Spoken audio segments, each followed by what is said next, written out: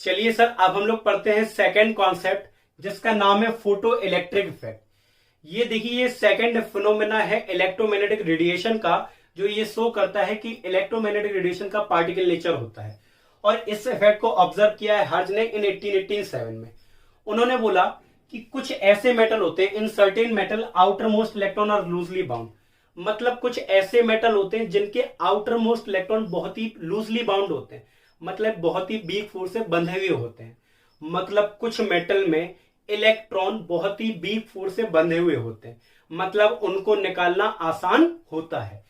तो इन्होंने क्या कहा कि जब उन्हीं मेटल पे जिनके इलेक्ट्रॉन वीक फोर्स से बंधे हुए हैं, जब उन्हीं मेटल पे एक सर्टेन फ्रिक्वेंसी की लाइट उन पे इंसिडेंट कराई जाती है, फॉल कराई जाती है, तो उस मेटल से इलेक्ट्रॉन निकलते हैं और उन इलेक्ट्रॉन के निकलने से एक करंट, इलेक्ट्रिक करंट प्रोड्यूस होता है।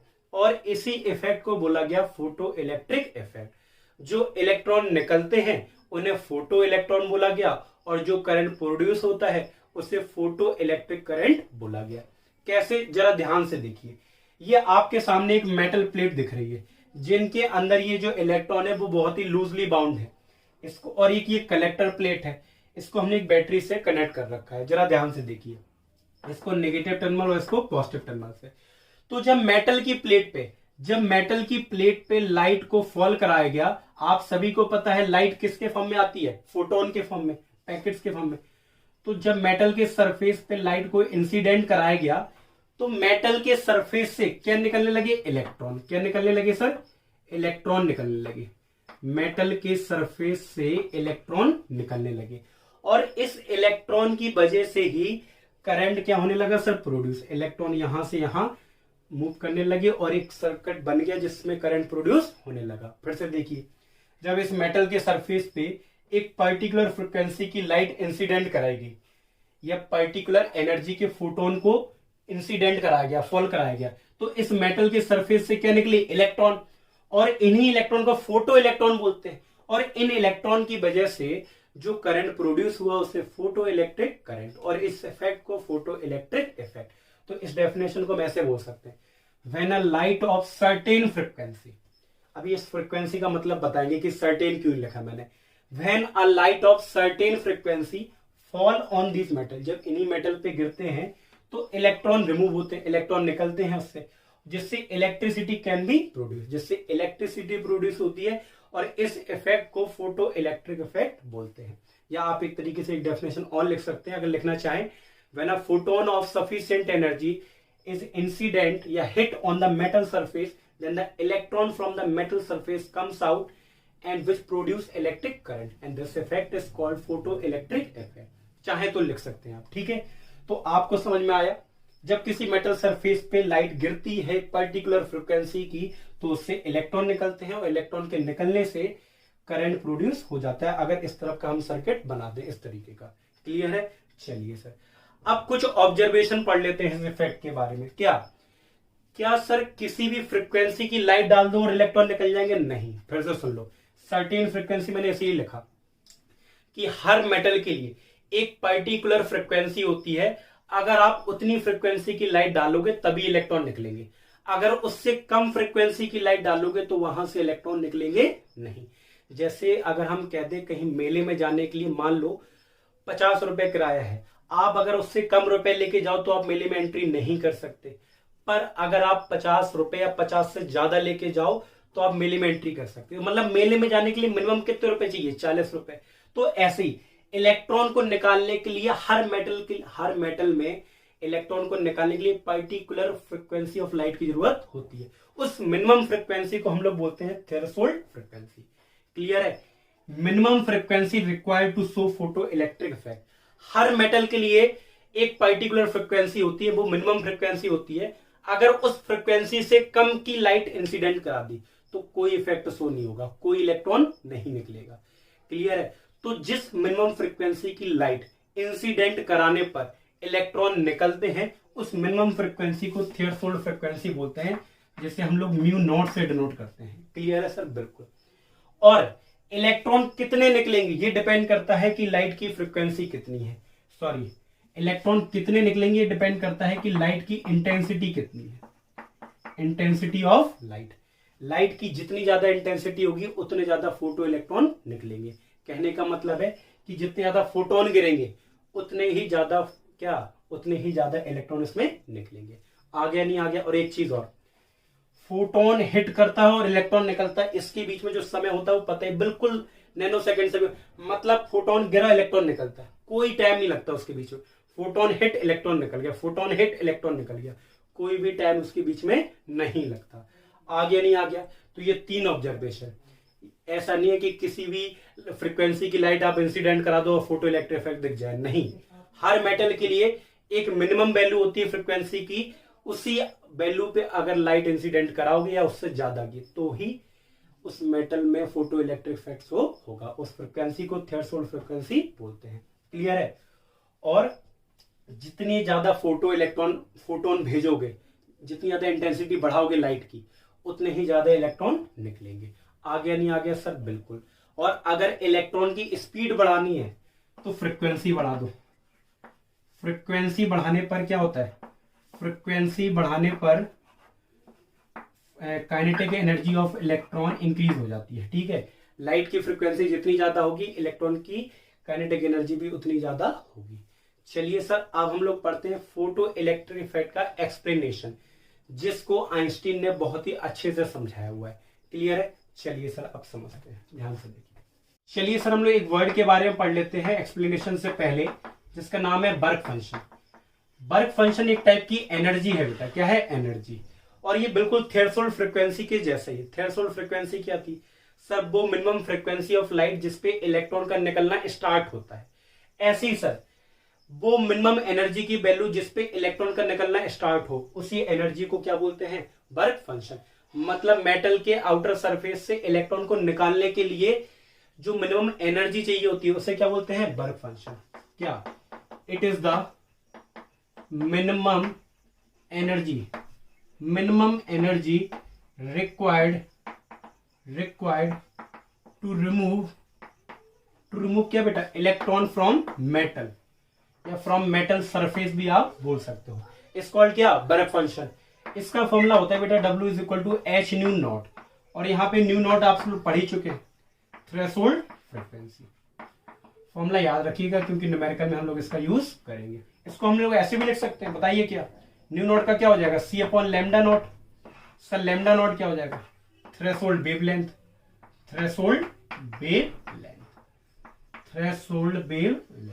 आ गया नहीं आ गया सर? बिल्कुल आ गया। अब हम लोग पढ़ते हैं एक्सप्लेनेशन के बारे में कि आइंस्टीन ने फोटो इलेक्ट्रिक इफेक्ट को कैसे एक्सप्लेन किया था। जरा ध्यान से देखिए। तो W समझ में आया? W क्या है सर? मेटल के सरफेस से इलेक्ट्रॉन को निकालने में लगाई गई मिनिमम एनर्जी।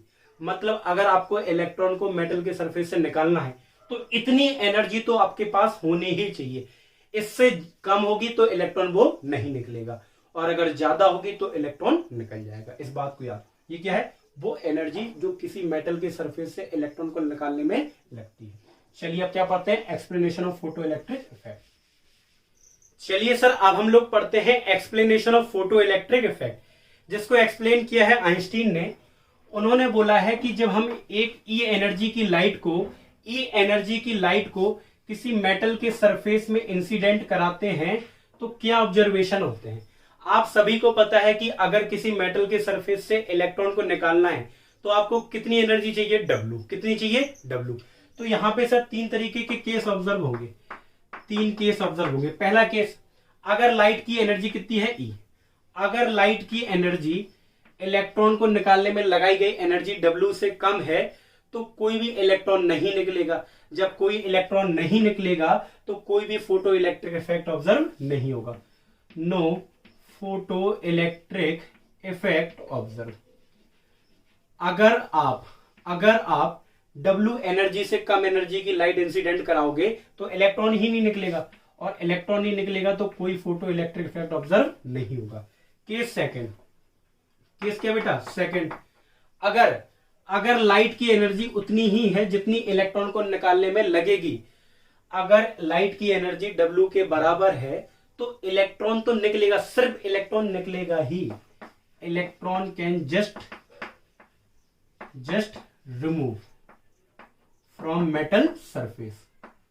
मतलब आप इलेक्ट्रॉन को निकालने में जितनी एनर्जी लगनी थी, अगर आपने उतनी ही एनर्जी की लाइट उस पर डाली या उतनी एनर्जी का फोटोन आपने इंसिडेंट कराया, तो सिर्फ इलेक्ट्रॉन तो निकल आएगा, बस उतना ही होगा कि इलेक्ट्रॉन सिर्फ मेटल की सरफेस से बाहर आ जाएगा, बस। Case third sir, case third, अगर लाइट की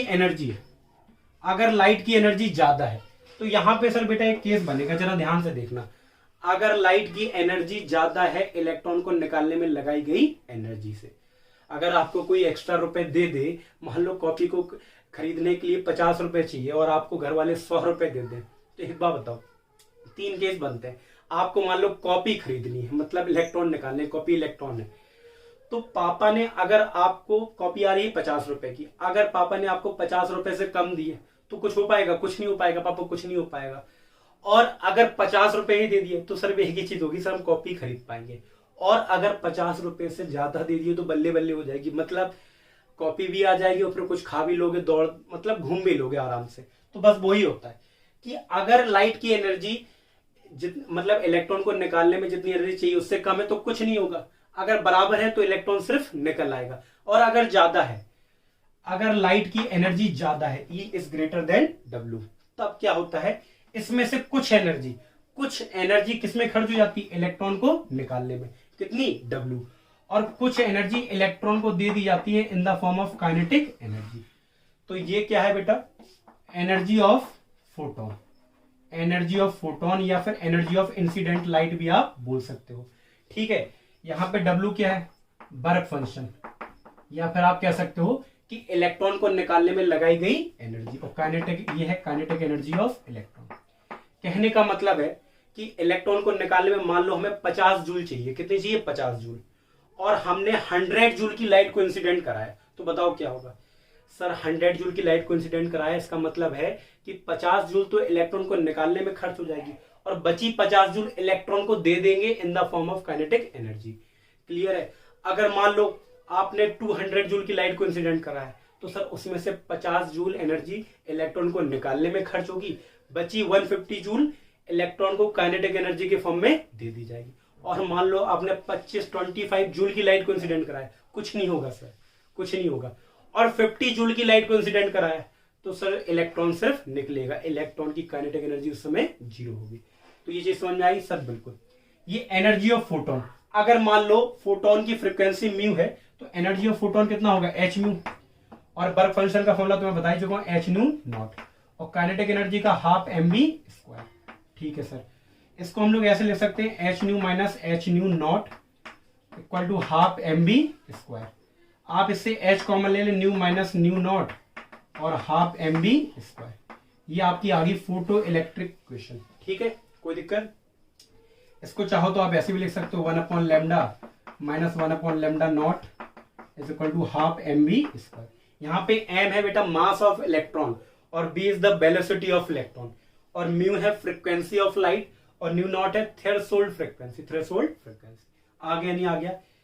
फॉर्मूले को याद रखना, इसको और इसको याद कर लेना, बाकी मतलब कुछ नहीं, इन्हीं दोनों से निकल आएंगी सारी चीजें, ये तो अपने आप ड्राइव कर लोगे। आ गया नहीं आ गया? सर बिल्कुल आ गया। तो समझ में आया कि सर अगर इलेक्ट्रॉन को निकालने में लगाई गई एनर्जी W है, अगर उससे कम एनर्जी की लाइट डालोगे कुछ नहीं होगा, उसी के बराबर जितनी एनर्जी डालोगे तो फिर इलेक्ट्रॉन सिर्फ निकलेगा और उसकी स्पीड 0 होगी। पर अगर ज्यादा एनर्जी की लाइट डालोगे तो इलेक्ट्रॉन भी निकलेगा और इलेक्ट्रॉन भाग भी लेगा काइनेटिक एनर्जी से। क्लियर है? ये कहना था आइंस्टीन का, ये इफेक्ट ऑब्जर्वेशन था। अब हम लोग लगाते हैं सर इससे रिलेटेड न्यूमेरिकल। क्लियर है? चलिए सर हम लोग पहला क्वेश्चन करते हैं फोटो इलेक्ट्रिक इफेक्ट पे बेस्ड, और काफी इजी है, बस आपको फॉर्मूला और उनके जो फॉर्मूले में जो वर्ड्स है उनका मतलब याद होना चाहिए। आप आसानी से न्यूमेरिकल लगा लेंगे, बहुत आसानी से। देखिए ध्यान से, light of wavelength of 5000 angstrom, मतलब वेवलेंथ ऑफ लाइट दी गई 5000 angstrom, false on a metal surface of work function. Work function आप सभी को पता है, W से डिनोट करते हैं, 1.9 electron volt. Find the energy of photon, आपको E निकालना है। ठीक है सर, बिल्कुल। देखिए E हम लोग निकालेंगे, देखो जरा ध्यान से देखिए, अगर हमें फोटोन की एनर्जी निकालनी है तो फॉर्मूला होता है h न्यू, और इसी को हम लोग SC अपॉन लैम्डा भी लिख सकते हैं।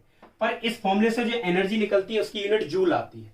पर यहाँ पे हमें एनर्जी इलेक्ट्रॉन वोल्ट में निकालनी है। क्यों निकालनी है? क्योंकि अगले क्वेश्चन में हमें इलेक्ट्रॉन वोल्ट में ही जरूरत पड़ेगी।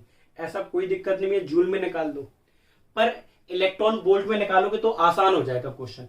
तो आपको याद है, मैंने जब आपको प्लैंक्स क्वांटम थ्योरी पढ़ाया था तब देखना, उस समय पेज पलट के देखना कि प्लैंक्स क्वांटम थ्योरी मैंने आपको बताया था कि जब एनर्जी को इलेक्ट्रॉन वोल्ट में निकालना हो तो मैंने एक फॉर्मूला डायरेक्ट लिखाया था। सर बताइए क्या वो फॉर्मूला था? 12400 लैम्डा की वैल्यू एंगस्ट्रॉम में, और जो एनर्जी आएगी वो इलेक्ट्रॉन वोल्ट में आएगी। सर बिल्कुल सही कहा, यही फॉर्मूला लिखाया था, तो फॉर्मूला लगा दीजिए। और लैम्डा कितना है? 5000 एंगस्ट्रॉम। आप करोगे तो 12.4/5 तो 2.48 इलेक्ट्रॉन वोल्ट आ जाएगा सर। ठीक है, बिल्कुल। अब सर दूसरी चीज, ये तो आ गई energy of photon, kinetic energy निकालना है। सर नॉर्मल सी बात है, आपको एक बात तो याद थी, ये अगर ई एनर्जी की लाइट डाल रहे हो तो उसमें कुछ एनर्जी डब्ल्यू वर्क फंक्शन में यूज हो जाती और कुछ एनर्जी काइनेटिक एनर्जी। फॉर्मूला याद होना चाहिए सर, बिल्कुल।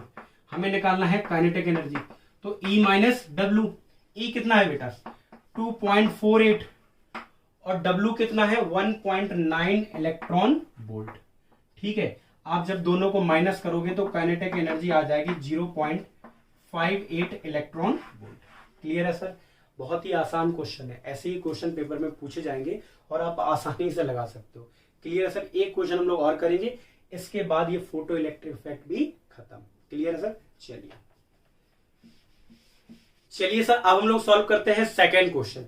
देखिए पहला क्वेश्चन काफी आसान था और सेकंड क्वेश्चन भी काफी आसान है, और इस क्वेश्चन को लगाने के बाद आपके सारे टॉपिक कवर हो जाएंगे फोटो इलेक्ट्रिक इफेक्ट पे बेस्ड। चलिए सर, क्वेश्चन में लिखा है कि light of wavelength 310 nanometre falls on a surface. मतलब जो लाइट इंसिडेंट कराते हैं उसकी वेवलेंथ आपको दे रखी है। कितनी दे रखी है sir? Lambda is equal to 310 nanometre. इसको चाहो तो आप मीटर में भी चेंज करा सकते हो। नैनोमीटर को मीटर में कैसे चेंज कराते हैं, अगर जरूरत पड़ेगी तो हम लोग चेंज करा लेंगे। On a surface having work function, आपको वर्क फंक्शन दे रखा है बेटा 2 इलेक्ट्रॉन वोल्ट। क्लियर है? पहला क्वेश्चन ए, आपको calculate the energy of incoming photon. मतलब जो लाइट आ रही है ना, लाइट किससे मिलकर बनी होती है? फोटोन से। उसी फोटोन की एनर्जी निकालनी। आपको पता है फोटोन की एनर्जी क्या होती है सर? H new. बिल्कुल। एक बात बताओ, इस फॉर्मूले से लगाओगे एस सी अपॉन लैम्डा, थोड़ा टाइम लगेगा क्योंकि वर्क फंक्शन भी इलेक्ट्रॉन वोल्ट में, तो इसको भी इलेक्ट्रॉन वोल्ट में निकालो। इससे पहले वाले क्वेश्चन बताया है कि जब भी फोटोन की एनर्जी इलेक्ट्रॉन वोल्ट में निकालनी हो तो सर उसके लिए फॉर्मूला होता है 12400 अपॉन क्या बेटा? लैम्डा इन एंगस्ट्रॉम इन इलेक्ट्रॉन वोल्ट। क्लियर है सर? आप बताओ, आप 2400, लैम्डा कितना दिया गया? 310। अच्छा, नैनोमीटर को एंगस्ट्रम में चेंज करना हो ना बेटा, 1 नैनोमीटर बराबर होता है 10 एंगस्ट्रम, तो 10 का मल्टीप्लाई कर दो, 31000 एंगस्ट्रम हो जाएगा, तो 0 से 0 कटा। क्लियर है सर? अगर ये चला जाएगा, हाँ ये 4 टाइम जा रहा है, तो ये 4 इलेक्ट्रॉन वोल्ट आ गया। आ गया नहीं आ गया सर? बिल्कुल आ गया। ये तो ई आ गया आपका, आ गया नहीं आ गया सर? बिल्कुल आ गया। एक एक करके इनको डब्बे में बंद करते जाओ तो इससे पता चल जाएगा क्या क्या आ गया। दूसरा सर हमें क्या करना है? कैलकुलेट फ्रीक्वेंसी ऑफ फोटोन, मतलब न्यू निकालना है। अब तो सर निकालना ही पड़ेगा इससे, E is equal to H nu. Sir कैसे निकालोगे? आप सभी को पता है सर, क्या बताइए? E is equal to H nu. Nu निकालना है आपको। न्यू बराबर क्या हो जाएगा sir? E upon H. Sir बिल्कुल। E कितना है सर आपका? E गिवन है 4 इलेक्ट्रॉन वोल्ट, और न्यू कितना, सॉरी H कितना है आप सभी को पता है सर? 6.6 इंटू 10 की पावर माइनस का 34 जूल सेकेंड। ठीक है, तो आप इस फॉर्मूले को लगा दीजिएगा, क्वेश्चन का आंसर आ जाएगा। सॉल्व कर लेंगे ना सर? बिल्कुल कर लेंगे। कहो तो मैं सॉल्व कर दूं, कोई दिक्कत नहीं है। कोई दिक्कत सर नहीं है। सी पोर्शन सॉल्व करते हैं सर। थ्रेशोल्ड फ्रीक्वेंसी निकालती है। थ्रेशोल्ड फ्रीक्वेंसी का मतलब होता है न्यू नॉट। न्यू नॉट निकालना है सर, क्या बात कर रहे हैं?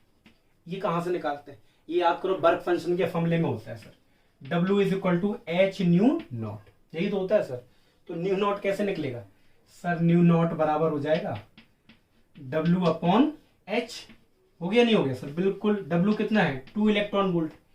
H कितना है? 6.6 इंटू 10 की पावर कितना बेटा?